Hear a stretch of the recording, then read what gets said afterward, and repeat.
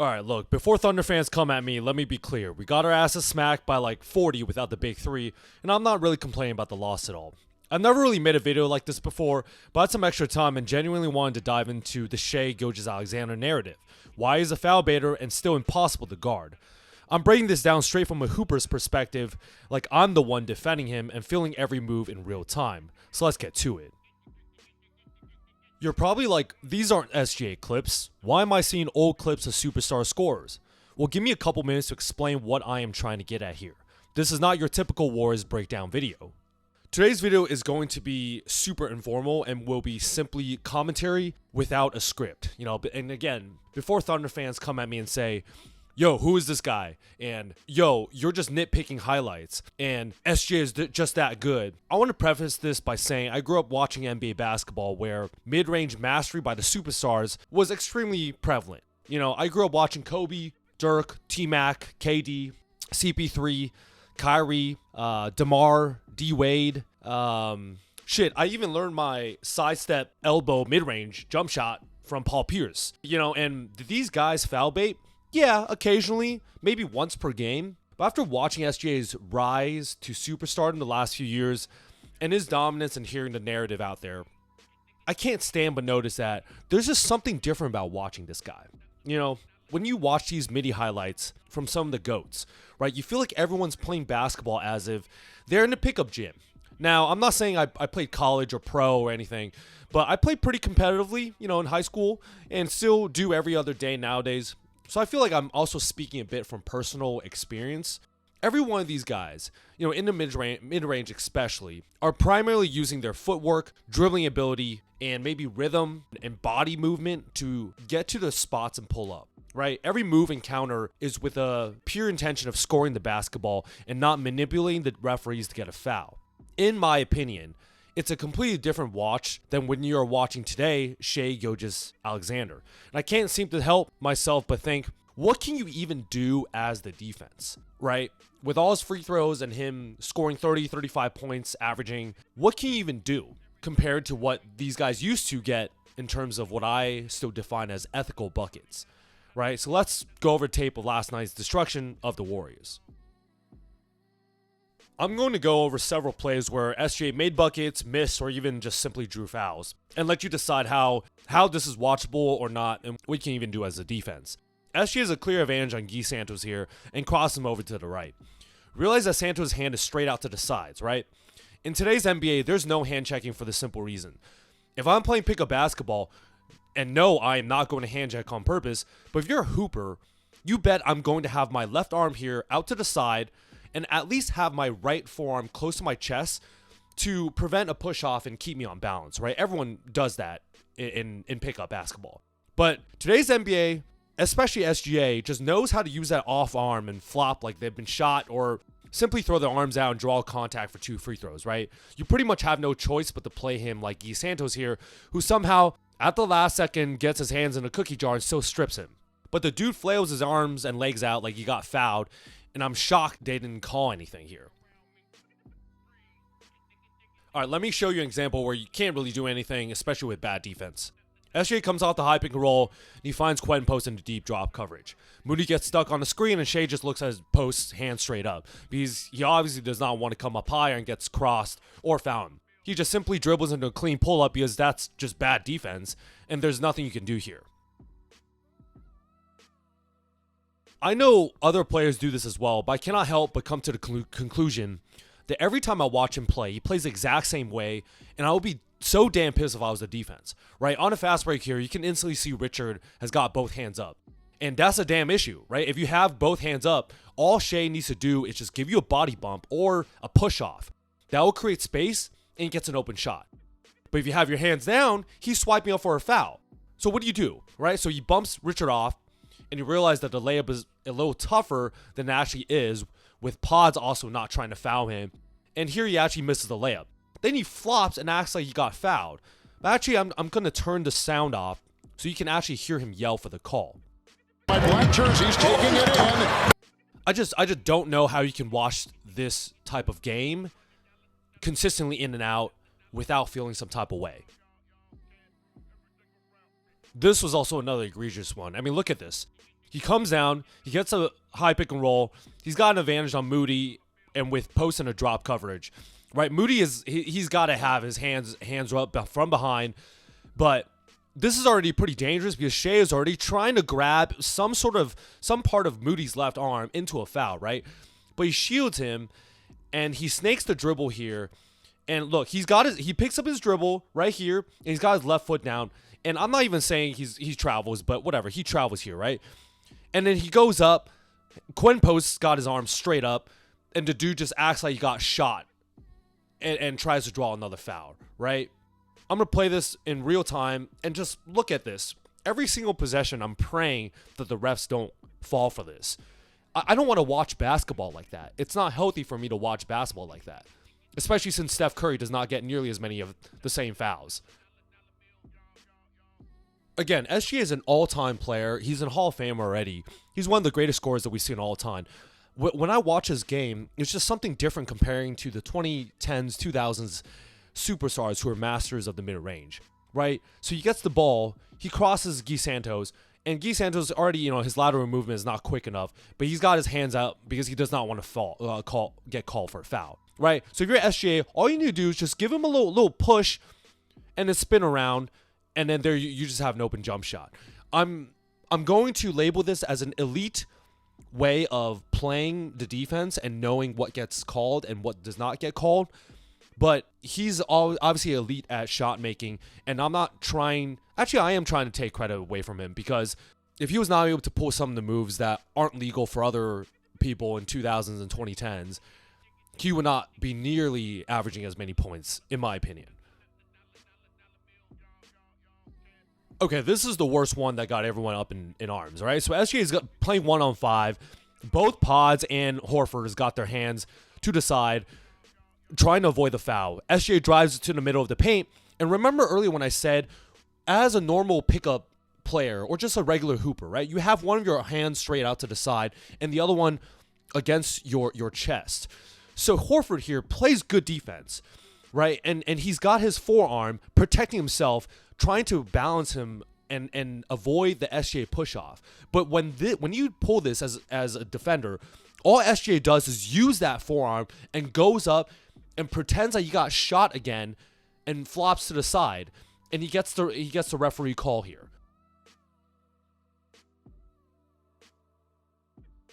And if you want to look at the slow motion of this,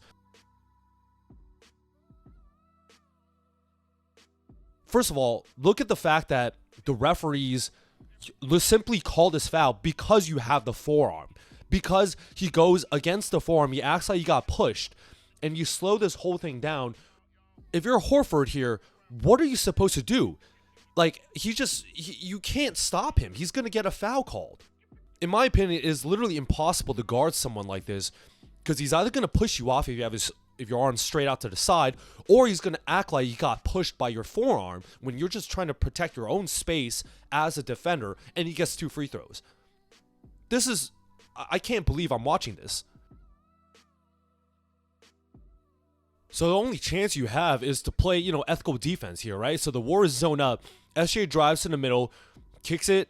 He gets the ball back. Richard almost tries to swipe down and almost gets a foul and realizes that, hey, like, look, dude, you just got to get your hands out and play from the side. So SGA is trying to shield him again. Richard's got his hands up, and the only thing you can do is contest at the last second when he's already in his rhythm, when he's already wide open, and he has a wide base and he pulls up for the jump shot. At this point, you can only pray that he's going to miss because otherwise you just can't touch him. He gets 2 free throws. And here he surprisingly misses a wide open mid-range jump shot. All right, this one's going to piss me off again a little bit more, right? So he's got Richard on ISO. Richard's like, put my hands down. He drives to the left. And normally, you can see as a natural defender, he's got his left forearm trying to push him away from the basket, but you realize this is a mistake, and you realize SGA is just going to go up and get 2 free throws.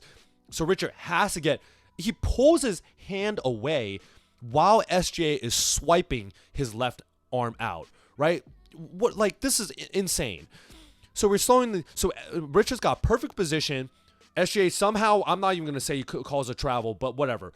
So he just falls down when he realizes he loses his balance, and he misses the layup, and he acts like he got shot. And he looks immediately to the ref. How can you support this as a basketball fan? If I'm defending this guy at the pickup gym at Equinox, I am so damn pissed. I'm telling this guy to get the hell up and stop complaining. I got no words, honestly. All right, let's see another ethical bucket, right? So he gets a switch on Guy Santos, smells blood, drives to the baseline, sees the help from post. Guy, naturally, he's like, I need to get both hands up because he's just going to draw a foul, right? And SGA just simply steps back into space. You can't do anything. Sure, I'll count that as an ethical bucket because otherwise it's going to be 2 free throws anyway. And Guy, every time he's guarding SGA, you can tell he doesn't even want to touch him. So if you don't want to touch him, SGA's just going to get to his spots and pull up and make mid-range jump shots. All right, this one also pissed me off. I mean, look at this. J-Dub's got 3-on-2 on a fast break, finds SGA. I'm gonna slow this down. Moody got his hands up. Richards got his hands up. They're not fouling him from behind, right? Like, perfectly clean. SGA acts like he got shot after missing this layup. And then I'm just like, look at this. That's just ridiculous, man. How are you gonna get this type of whistle? Let me replay it and then turn off the sound so you can hear him complaining with the O. Gilgeous-Alexander. I'm going to say it again. Before Thunder fans or haters come after my channel, he does make ethical buckets because you just can't guard him with any type of quote-unquote unethical way. Otherwise, the refs are going to call it, right? So he's got Richard on the fast break. Richard's got his hands on him, and he's like, all right, I'm gonna protect the drive. I need to get both my hands to the side because otherwise they're gonna call a foul. So actually, just simply steps back for a 3. Look, this is a nice bucket, fully ethical, but again, you just can't do anything as the defense. That's my main point. He's going to get either an open shot because you don't want to foul him, or he's gonna go up for 2 free throws or 3 free throws and draw the foul. I don't think that's a fair way of playing the game. I don't like watching this type of basketball, but here goes an ethical bucket anyways. Let's break down another ethical, quote-unquote ethical bucket, right? So he gets past Spencer on the switch, blows by him on the baseline. Pat's like, all right, both my hands are out, but he uses his left arm to give him the classic hooper shove from behind and shoves him, right? Like, all right, maybe you're going to say, hey, that's not that big of a shove. Whatever. Pat Spencer goes sliding. He hits him with the behind-the-back dribble, steps into an open mid-range jump shot. Ethical bucket? Sure, whatever. Like, I'll be pretty pissed if you gave me a shove behind, from behind, pause. I guess this is ethical. It's almost like the only way you can guard him or block his shot is by timing it fully at the right second, right? So it gives the refs no reason to call a foul. So SJ snakes the dribble. He gets Trace towards this strong right hand. Takes 2 steps, goes up, and Trace just much larger and keeps his hands up until the last second and blocks it. This is the only way you can play proper defense without getting a foul call, in my opinion. All right, this is both a combination of stupidity by Buddy Hield, which I don't know why he was guarding him in the third quarter. I guess this game's already over. And just the theme of SGA foul baiting and just going up for whatever reason get 2 free throws. Do other superstars do this?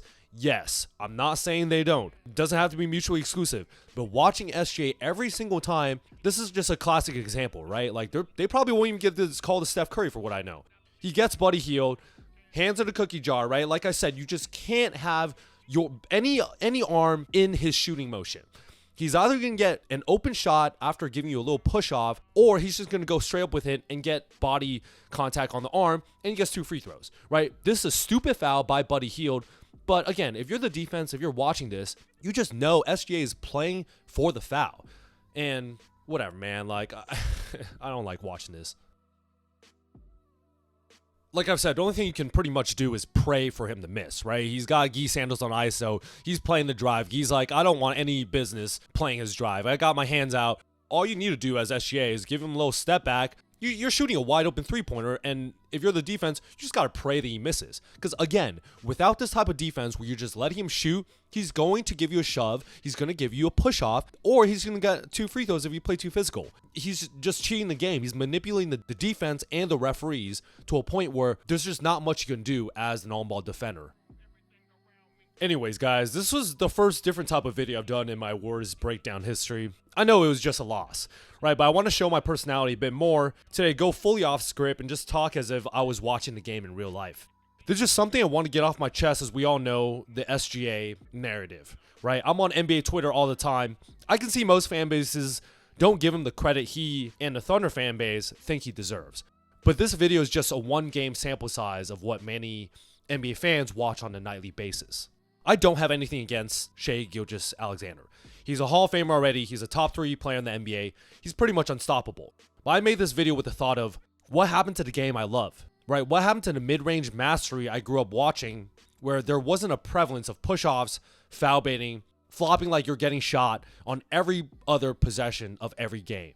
What happened to just shooting a shot with the pure intention of getting a bucket, right? Why am I watching 15 free throws for someone who can not only push you off your bounds, but the second you do something remotely back, he's down on the ground for 2 more free throws? This just goes back to my theme of, if someone played like this in my local pickup or rec league, I don't care. I would not have much respect for him, no matter how good he is. This is not ethical basketball. This is not fun to watch or fun to play against. It's ruining the beautiful game. You just simply can't guard him because he's able to manipulate your body position and hands and play with the refs who cater to him, right? So I repeat myself, he's not the only person doing this. There are other players in the NBA who manipulate the game as well. But there's something about every time watching Shai that it is almost his brand, and he does not care because he's winning championships and MVPs and still getting calls. And that is getting to me. This is not the brand of basketball I grew up with and fell in love with. This is not Steph Curry scoring 50 points on 2 free throws. This isn't the fast-paced game that is ruined by a stoppage of free throws that wasn't even a foul. That is my only problem. Anyways, I hope you guys like this random video, but I wanted to put something that hit myself emotionally, especially on a channel where I don't really show emotion, I'm just breaking down objective film. So I hope you guys like this. Now into a back-to-back against the Jazz. Like and subscribe to see more.